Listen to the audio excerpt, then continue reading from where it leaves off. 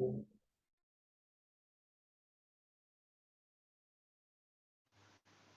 assalamualaikum warahmatullahi wabarakatuh. Ya, baik, kami dari kelompok 7 mata kuliah struktur data akan menjelaskan mengenai fungsi rekursif. Mungkin sebelumnya kami akan memperkenalkan diri dahulu. Baik, perkenalkan nama saya Iqbar Said Fadila dengan NIM 212410103061. Dan di sini saya bersama dengan dua teman saya yaitu Muhammad Randy Firmansyah dengan NIM 2124103020 dan juga Leonardus Firmus Danar Kusuma Putra dengan NIM 212410103051. Oke, kita bisa langsung masuk saja pada presentasinya, pada materinya. Next. Oke, pembahasan yang pertama yaitu fungsi rekursif. Di sini ada kode, jadi jawaban pada setiap soal di akhir slide. Yang B ada hasil percobaannya, dan yang C yaitu penjelasan logika dari kode. Bisa langsung saja. Oke, soal nomor 1 mungkin akan langsung dijelaskan oleh Randy. Silahkan Randy. Terima kasih. Jadi di sini saya akan menjelaskan mengenai fungsi rekursif untuk menghitung bilangan Fibonacci ke n. Nah, di situ mungkin next dulu biar ke penjelasan kode. Nah, ini di sini terdapat program kode hitung Fibonacci di mana nanti ketika kita run mereka akan mengeksekusi program tersebut di mana nanti kita akan menginputkan beberapa nilai. Jadi untuk Fibonacci ke 5, 7, dan 10. Nah, di situ di foto di gambar bagian kanan hasil run itu merupakan output dari eksekusi programnya, yaitu yang pertama masukkan bilangan Fibonacci ke 5. Di situ outputnya adalah Fibonacci ke 5 yaitu 5. Lalu ada masukkan bilangan Fibonacci ke 7 itu 13, bilangan Fibonacci ke 10 yaitu 55. Oke, mungkin next lagi. Nah, di sini ada penjelasan kodenya. Jadi di sini kita membuat sebuah function di mana def dengan nama hitung Fibonacci dengan parameter kita satu. Jadi function parameter kita itu menggunakan input x yang mana x ini nanti digunakan user untuk masukkan inputannya. Nah, setelah itu di body functionnya di badannya itu ada if x lebih besar dari satu maka dia akan mereturn value. Jadi recursive case-nya nanti akan dijalankan di kondisi if. Nah, setelah itu dia ada elif x sama dengan 0, maka dia akan mereturn 0. Dan ada percobaan lagi elif x sama dengan 1, maka dia akan return 1. Nah, if 1 dan elif 2 ini merupakan badan function yang berisikan perintah percabangan. Jadi ketika sebuah inputan nanti memenuhi persyaratan pada percabangan ketiga ini, maka akan mereturn perhitungan untuk menentukan nilai Fibonacci-nya. Oke, terus kemudian di situ ada inputan untuk user nanti menginputkan nilainya. Jadi di situ input masukkan bilangan Fibonacci dan di situ kita kasih tipe. Untuk tipenya kita mulai integer. Lalu yang bawahnya itu ada print hitung Fibonacci, lalu inputan. Jadi di sini eksekusi perintah fungsinya. Nah, oke, di sini ada pohon rekursifnya. Jadi untuk pohon rekursif dari eksekusi mencari Fibonacci ini misal Fibonacci keempat. Nah, jadi Fibonacci keempat itu untuk Fibonacci keempat itu hasil dari Fibonacci ketiga di plus Fibonacci ditambah Fibonacci kedua. Nah, setelah itu Fibonacci ketiga itu merupakan hasil dari Fibonacci kedua ditambah Fibonacci satu. Jadi mereka akan mengulang melooping itu terus menerus recursive case-nya. Jadi setelah mereka melakukan looping ke bawah, lalu dia akan mengeksekusi dari bawah. Jadi di situ kan terdapat Fibonacci 3 dan Fibonacci 2 plus Fibonacci 1.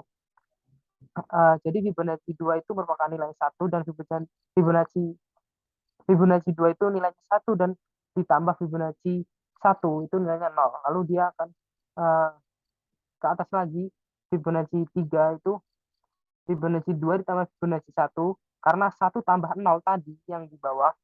Bentar, yang di bawah. Nah, yang di bawah ini 1 tambah 0 itu merupakan hasilnya kan 1. Jadi di sini jadi di sini akan diberi keterangan 1. Lalu dia akan ke atas lagi, Fibonacci keempat. Fibonacci keempat yaitu merupakan Fibonacci ketiga ditambah Fibonacci kedua. Nah, Fibonacci ketiga itu merupakan hasilnya yaitu 1, dan sedangkan Fibonacci kedua itu nilainya 1. Jadi 1 tambah 1 yaitu 2. Jadi eksekusinya seperti itu kurang lebih. Oke, mungkin next. Oke, di soal kedua. Nah, di soal kedua ini buat fungsi rekursif untuk mengecek apakah sebuah list bilangan integer itu merupakan sebuah palindrom atau bukan. Oke, next. Nah, di sini di bagian kiri itu merupakan sebuah kode program kita.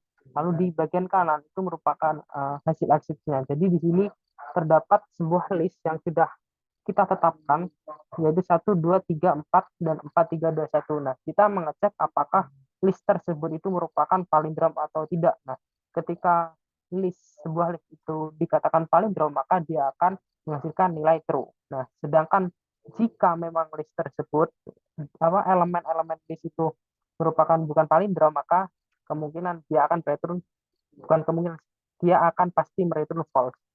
Mungkin ke penjelasannya. Nah, di sini. Nah, jadi kita pakai def cek palindrom, namanya cek palindrom, fungsinya parameternya tetap sama, kita menggunakan parameter x, di mana nanti di badan fungsinya itu ada percabangan, yang berisikan percabangan, yang mana jika ada sebuah kata yang hanya terdiri dari 0 atau 1 huruf saja, maka akan mereturn true. Di situ sudah dicatat if len x itu kurang dari 2, dia return true. Nah, begitu sebaliknya, jika terdapat indeks ke 0 atau awal dan indeks ke 1 atau akhir tidak sama, maka akan mereturn false. Nah, lalu di else dia akan mereturn cek palindrom x 1.2 min 1. Jadi dia akan membandingkan baris awal, indeks awal dan indeks akhir. Lalu kemudian itu list yang sudah kita tetapkan 1, 2, 3, 4, 5, 3, 2, 1, dan yang kemudian bawahnya ada print untuk mengeksekusi perintah fungsinya. Mungkin next. Nah, ini buat pohon rekursifnya untuk eksekusi pengecekan list yang sudah ditetapkan tadi. Jadi logika sederhananya itu palindrom ini dia akan mengecek, karena di situ kan sudah sebelumnya udah diberitahukan bahwasanya di bagian percabangan else tadi dia akan mereturn cek palindrom dengan x, dia akan membandingkan indeks awal dengan indeks akhir secara terus menerus. Jadi di sini dia akan membandingkan terlebih dahulu apakah indeks 0 itu sama dengan indeks min 1. Min 1 adalah indeks bagian terakhir. Jadi dia akan dibandingkan 1 dengan 1. Nah, jika mereka sama, ya maka indeks 0 dan indeks min 1 yang awalnya ini 1, maka dia ketika diulang lagi, dicek palindrom lagi menggunakan fungsi rekursif, dia akan disisihkan. Dia tidak dimasukkan lagi ke dalam list untuk melakukan pengecekannya. Jadi setelah 1 sudah dicek, maka dia akan mengecek indeks ke 0 lagi, yang mana indeks ke 0 ini sudah dijajai oleh nilai elemen 2, dan indeks min 1 atau indeks terakhir dia juga terdapat 2 karena 1 sudah disisihkan. Nah, setelah itu karena 2 ini sama, dia akan disisihkan lagi. Seterusnya akan begitu, melakukan perulangan looping secara terus menerus. Jadi sampai ketika nanti list itu tinggal 2, 4 dan 4 apakah sama? Iya, berarti karena semua list ketika dibandingkan bernilai sama, maka disitulah sebuah list dikatakan palindrom dan bernilai true. Oke, untuk soal ketiga mungkin akan dijelaskan oleh Leonardus.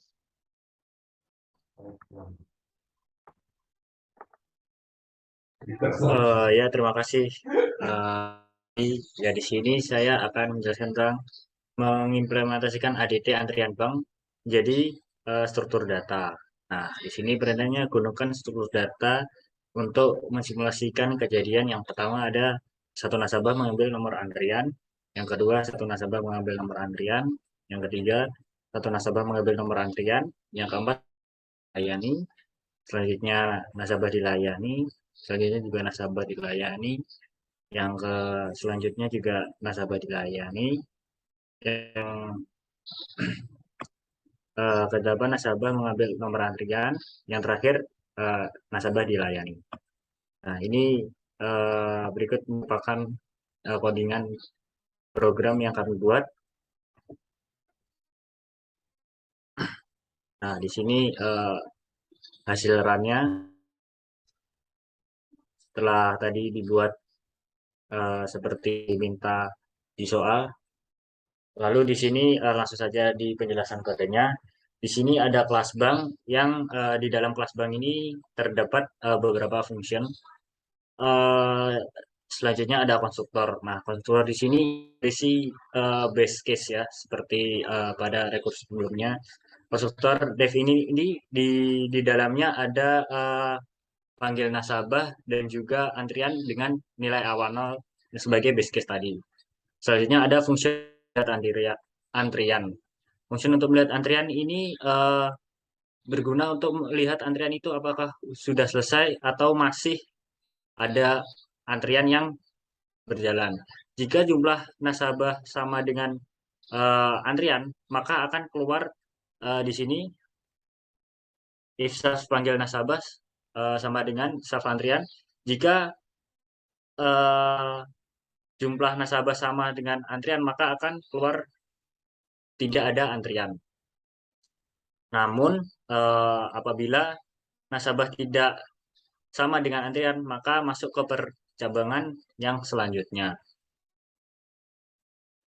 Selanjutnya di sini ada fungsi untuk menambah antrian.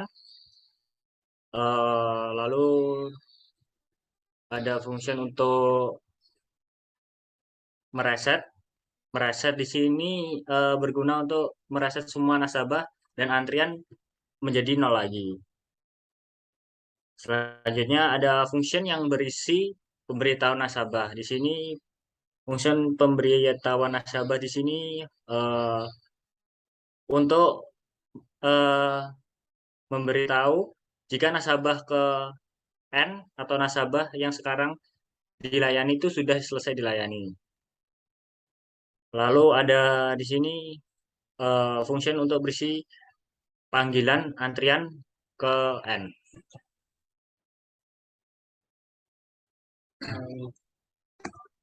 Nah, soal selanjutnya mungkin bisa dijelaskan oleh teman saya, Iqbar.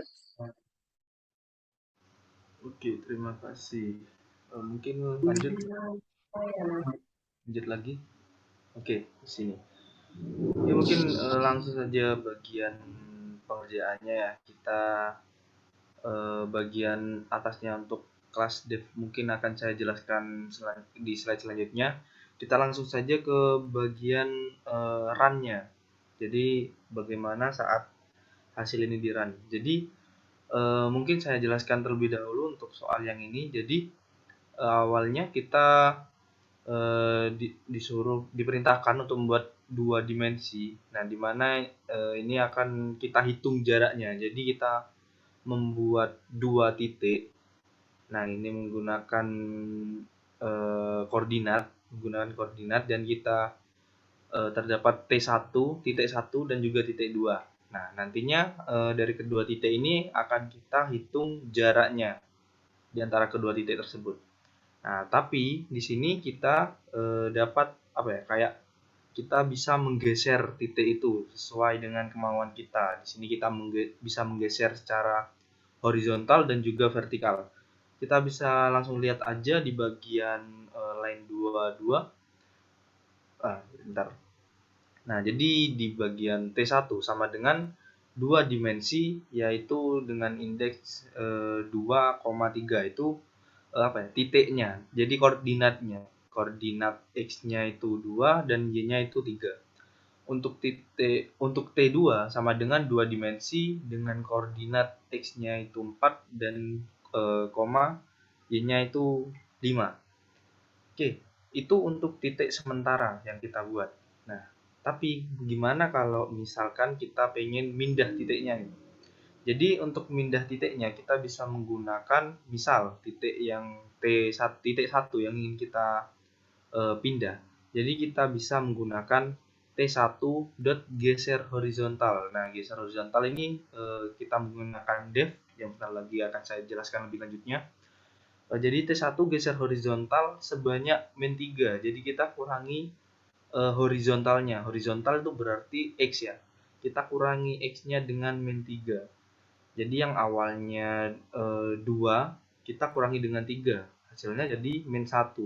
Begitu pula untuk yang vertikal, yang bagian Y sama juga kita tuliskan dengan T1 geser vertikal min 7 misalkan. Jadi yang awalnya Y-nya bagian titik 1 itu 3, kita kurangi dengan 7. Maka untuk ngeprintnya kita cuman tulis saja print koordinat titik T1 sama dengan T1.getX. Nah, dan koma T1 get Y. Nah, itu untuk menyimpan koordinat yang baru kita ubah. Jadi bisa kita hitung manual ya. Jadi titik 1 kan awalnya 2,3. 2 itu X, 3-nya itu Y. Dimana kalau 2-nya itu kita kurangi 3 sama dengan kan min 1. Nah, gimana kalau Y-nya kita ubah juga 3 dikurangi min 7, hasilnya min 4. Seperti yang udah dilihat, hasilnya seperti yang ada di bagian kanan. Koordinat titik T1 sama dengan min 1, min 4. Begitu pula kalau kita ingin mengubah yang titik 2, caranya juga sama, kita menggunakan T2 geser horizontal 15. Itu artinya kita tambahkan ya. Dan juga T2 geser vertikal 9. Jadi kita tambahkan. Jadi untuk T2 yang awalnya 4, bagian X-nya itu 4, kita tambahkan dengan 15 yang hasilnya adalah 19. Lalu untuk bagian Y-nya atau vertikal yang awalnya 5, kita tambahkan dengan 9 yang akan hasilnya 14. Oke, kita sudah nemu nih kedua titiknya yang udah kita geser. Gimana cara menghitung jaraknya? Kita tinggal aja print T1 titik hitung jarak dari T2. Nah, seperti itu untuk print-printannya. Mungkin bisa di next untuk penjelasan devnya. Oke, penjelasan kode. Jadi untuk membuat kodengan ini kita pertama-tama membuat class-nya dulu ya. Jadi di sini kita membuat class 2 dimensi, yaitu untuk awalannya membuat class-nya emang. Lalu kita buat dev init untuk konstruktor. Konstruktor. Di sini kita bisa memasukkan atribut-atributnya. Jadi di sini ada self X sama Y. Jadi kita ubah yang X itu jadi self.x untuk kayak nyimpen sementara gitu hasil dari yang kita sudah hitung. Lalu di bawahnya ada dev geser horizontal. Nah, seperti tadi ya, dev geser horizontal di mana kita bisa ingin menggeser titik sejauh X atau sejauh horizontalnya. Begitu pula bawahnya dev geser vertikal di sini dengan self dy. Nah, sama seperti yang horizontal di sini kita bisa menggeser titik sejauh y atau vertikal. Yang selanjutnya dev hitung jarak, di sini menggunakan self dan order. Kita return abs self x min order .x, abs self .y min order y. Jadi fungsi untuk menambah titik x dan y yang sudah mengalami pergeseran untuk nyimpen. Nah, itu. Lalu ini ada Yang terakhir ada def get x self, kita returnkan self.x juga bawahnya yang j juga gitu ya. Jadi def get y self return self.y. Ini fungsi untuk ngereturn bagian x dan y-nya, bagian koordinatnya. Ya mungkin seperti itu untuk penjelasan kodenya ya, dan run hasil kodenya juga kita sudah coba run di slide sebelumnya tadi ya, yang sudah saya jelaskan. Oke, mungkin next. Oke, mungkin seperti itu saja penjelasan dari kami kelompok 7. Mungkin untuk kurang dan lebihnya kami mohon maaf. Terima kasih. Wassalamualaikum warahmatullahi wabarakatuh.